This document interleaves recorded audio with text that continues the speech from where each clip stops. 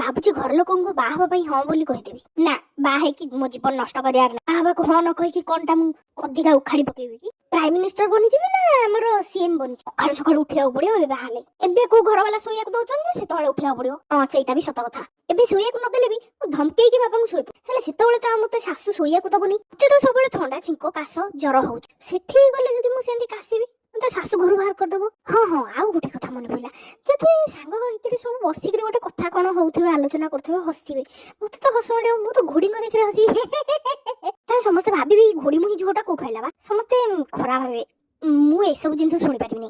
ନା ବାହା ହେବିନି, ଛାଡ କ୍ୟାନସେଲ। ଯଦି ବାହା ନ ହଉଛି ତାହେଲେ ବେଲଚିଆ ଭଳିଆ ଘରେ ପଡିକିରି କେତେ ଦିନ ଖାଇବେ? ସବୁବେଳେ ଘରେ ରହି ରହିକିରି ମୋର ମା ନିଜ ତ ବୋଲି ବି କିଛି ନା। ସମସ୍ତେ ଗୋଟେ ବେଖାତିରି କରୁଛନ୍ତି।